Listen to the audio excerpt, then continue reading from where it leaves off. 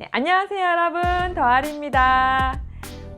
날씨가 점점 후덥지근해지고 있습니다. 이럴 때일수록 더 몸보신 잘 하셔서 힘내시기 바랍니다.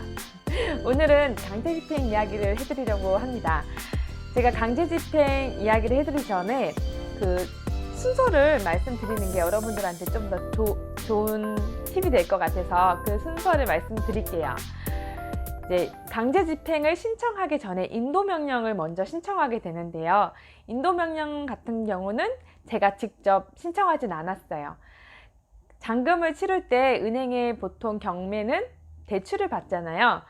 그래서 그 은행에 지정된 법무사가 있어요. 그 법무사님께 인도명령을 해달라고 말씀드립니다. 인도명령 같은 경우는 보통 그 5만 원 측정을 해 놓으시는데 잘 말씀드리면 서비스로 무료로 해주시거든요. 그분들은 어차피 가는 김에 그냥 뭐 서류 한 장만 더 써서 제출하면 되는 거니까 그분들한테는 간단하죠. 그래서 저도 서비스로 인도명령을 신청해 달라고 말씀드렸고요. 인도명령을 신청하면 보통 그 소유자가 거주하고 있을 때는 한 2, 3일 안으로 인도명령 결정문이 납니다. 저도 그 소유자가 거주하고 있었기 때문에 한 2, 3일 만에 결정문이 났고 일주일 안으로 그 서류가 저희 집으로 왔었습니다. 한번 보여드릴게요. 네. 그리고 이제 강제집행을 신청해야 되는데 그때는 제가 직접 다시 가야 돼요. 다시 가서 강제집행을 신청하고 가게 되면은 민사집행 예치금이라든지 그런 수수료를 한마디로 수수료죠. 그런 것들을 납부해야 되거든요.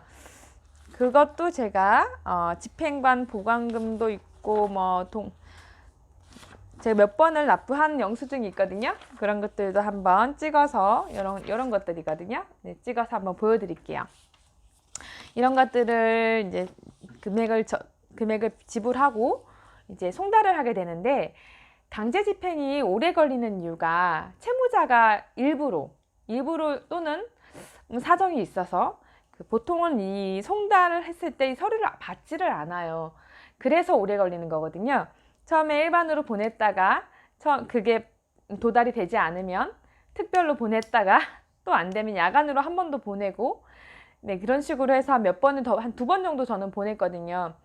처음부터 저는 이제 그 집행관분한테 여기는 안 받을 거라고 특별로 바로 보내달라고 했었거든요. 그런데 특별로 한 번 더 보내고 그때도 안 받으니까 야간으로 한 번 더 보냈어요. 그렇게 2번 보내고 그 보내는 기간이 또 우체국에 보관하는 기간 포함해서 1주에서 2주 정도 걸려요. 그것까지 안 받을 때 이제 공시송달로 가거든요. 공시송달은 2주예요.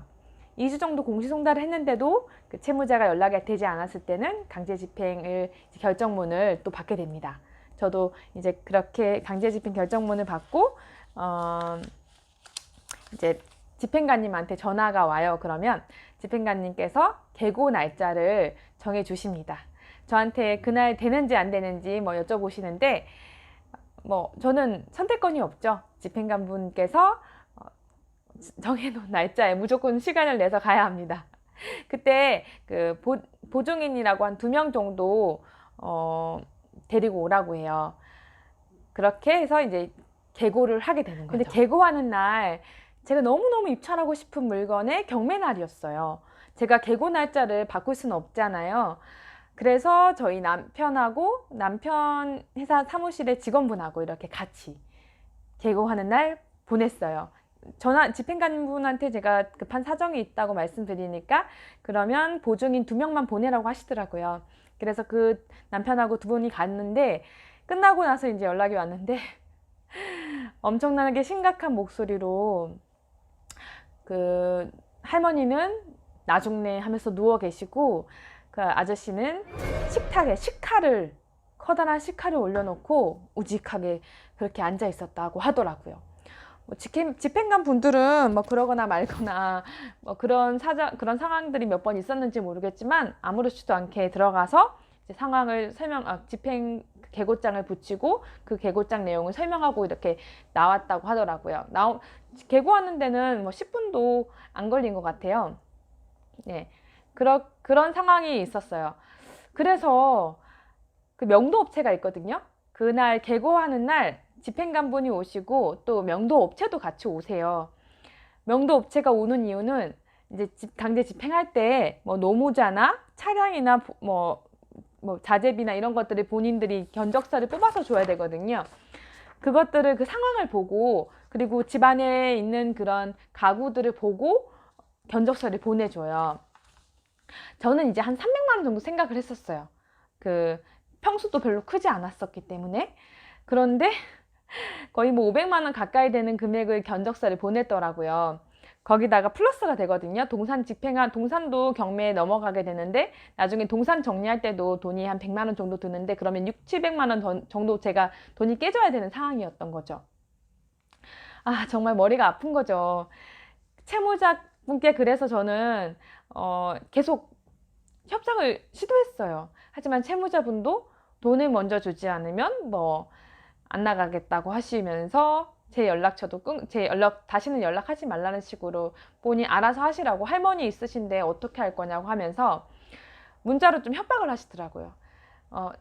칼 들고 설칠 거라고. 칼 들고 설칠 건데 어떻게 하나 보자. 뭐 너가 얼마나 뭐 잘 명도하나, 뭐 집행 잘하나 보자. 이런 제가 문자 내용 보여드릴게요. 기억도 잘 안 나는데 아무튼 어머님이 계신 거를 이제 무기 삼으시면서 되게 협박 아닌 협박을 저한테 하시더라고요. 남편은 그때부터 이제 저한테 많이 혼냈죠. 또 아니 애엄마가 이렇게 위험한 짓을 해가지고 이렇게 위험하게 만드냐고. 그때부터 이제 제가 하루하루 스트레스를 받는 거죠. 너무너무 무섭고 두렵고, 강제 집행하는데 이 사람이 뭐 자살 소동이라도 불리면 어떡하지, 막 여러 가지 생각이 다 들더라고요.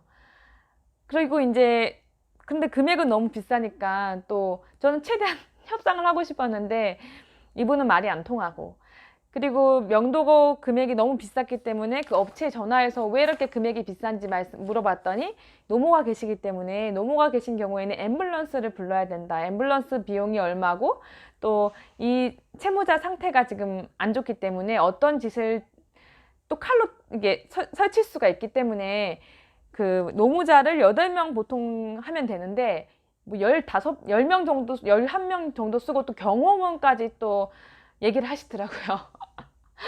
아, 그래서 정말 머리가 아프고 스트레스 받고 있는 찰나 이제 새해가 됐어요. 근데 그게 어떻게 보면 저한테 행운이었죠. 새해가 되면서 그 집행관님이 바뀌게 됩니다. 집행관님이 바뀌는데 그분이 어떻게 보면 저한테는 운인이에요. 그분이 정말 그 일을 철두철미하게 법대로 딱 하시는 분인 거예요. 본인이 보지 않은 그 집이니까 이 집을 보지 않은 채 솔직히 그 500만 원 되는 금액은 너무 비싸게 나온 거였거든요. 그러니까 이분도 이해가 안 가신 거죠. 그래서 저한테 전화가 오셔서 한 번 더 강제 집행할 수 있게 해달라고 하시더라고요. 저한테 여쭤본 이유는 강제 집행하는데 예납비가 더 들거든요. 그리고 열쇠 수리비도 15만 원이 더 들잖아요. 제가 처음 개고할 때 15만 원 들었죠. 강제 집행할 때 또 15만 원 들거든요. 그런데 또 15만 원 더 드는 거니까 거기다 그 예납비까지 한 5만 원 정도 하면 20만 원 더 드는 거니까 그분 입장에서는 이제 저한테 여쭤볼 수밖에 없었던 거예요. 저는 근데 땡큐죠. 왜냐하면 강제 집행하기 싫은데 상황이 어떤지도 모르고 또 견적서도 너무나 비싸게 나왔기 때문에, 네, 그래서 한 번 더 해달라고 하고 이제 실제로 강제 집행하려고 했던 날에 개고를 한 번 더 하기로 했어요. 그래서 두 번째 개고할 때는 제가 가게 됐죠. 갔는데 아무도 없는 거예요. 네. 그래서 관리소장님께 여쭤봤더니 이제 강제 집행하기로 했던 날 며칠 전에 할머니는 먼저 나가신 것 같고 며칠 동안 채무자분께서 술병만 계속 밖에 나오다가 어느 순간 술병이 안 나오는 거 보니까 집에 아무도 없는 것 같다, 이렇게 하시더라고요. 강제 집행은 근데 끝까지 해야 됐었어요. 채무자가 집을 비웠지만 짐은 그대로 있잖아요. 그 짐이 진짜 어마어마했거든요. 그래서 이제 강제 집행은 다시 견적서를 새롭게 받아서, 새로 받은 견적서는 이제 300만 원 정도로 이제 책정이 됐죠. 그래서 제가 한 200만 원 정도 세이브하게 됐던 계기가 됐었죠. 여러 가지 책을 보고 여러 가지 강제 집행했던 그런 그 예시나 이런 것들을 봤을 때 보통 강제 집행 전에 채무자가 집을 나간다는 말은 많이 들었거든요. 그런데 이 채무자분은 그 전에 저한테 협박 아닌 협박을 했잖아요. 칼 들고 설치겠다고, 뭐 할머니가 있는데 어떻게 하나 볼 거라고, 얼마나 강제 집행을 할 수 있는지 볼 거라고 그렇게 말했었기 때문에 저는 되게 긴장하고 있었는데, 막상 강제 집행하겠다고 한 날 계고를 하러 갔는데 이제 그분은 안 계셨던 거예요. 그래서 이제 강제 집행은 이제 집만 빼는 걸로 이렇게 하게 됐고, 강제 집행하는 날 제가 사진 찍은 게 있는데 그 집을 한번 사진을 보여드릴게요. 근데 이분은 이제 저한테 낙찰자가 잘못은 없는데 본인이 집을 나가게 된 것에 대한 그 화풀이를 저한테 다 하고 가셨어요. 집에 그 메주 있잖아요. 할머니가 쓰던 메주를 방 곳곳에 뿌려놓고, 그리고 바닥도 좀 일부러 찍어 놓은 흔적도 있고, 집이 상태가 정말 어마어마하게 안 좋았거든요. 그래서 제가 엄청나게 또 놀라긴 했었는데, 이제 강제 집행은 여기까지입니다. 정말 강제 집행하던 날 큰 사건 사고는 안 생겼죠. 정말 다행이에요, 사실은. 그래서 다행이라고 생각하고 있고, 다음번에 제가 이제 또 이런 상황이 된다면 저는 최대한 강제 집행은 안 하고 어떻게 해서든 채무자를 설득할 것 같아요. 제가 처음이다 보니까 무섭고 두렵고, 이 채무자분도 어쩌면 무섭고 두려웠을 거예요. 강제 집행 당할 것에 대해서. 그랬으니까 그 전에 그 전에 도망을 나가셨겠죠. 짐은 사실 거의 다 쓰레기였지만, 그래도 이제 그만큼의 그 마음의 스트레스가 그분도 있었을 것 같아요.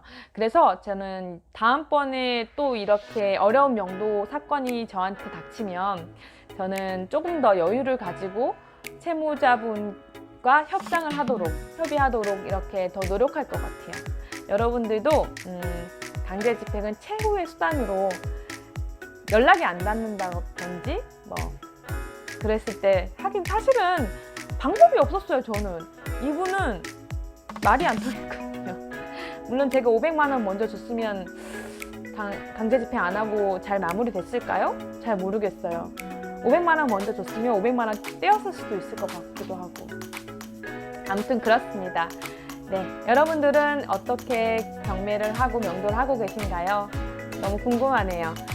다음번에는 또 제가 두 번째 명도 이야기를 또 해드릴게요. 명도 두 번째는 어렵지 않았거든요. 이렇게 가장 어려운 형태와 또 쉬운 명도 한번 비교해서 들어보시면 좋을 것 같아요. 오늘은 불금입니다. 네, 오늘도 즐거운 하루 보내시고요. 제가 이거 편집하면은 좀 오래 걸려서 오늘 올릴 수 있을지 모르겠지만 다음 시간에는 더 좋은 영상으로 여러분 찾아뵐게요. 여러분, 저희 아들이 깼네요. 들리시나요? 울음소리? 네, 좋아요와 구독 눌러주세요. 더 열심히 할게요. 네, 그럼 좋은 하루 보내세요.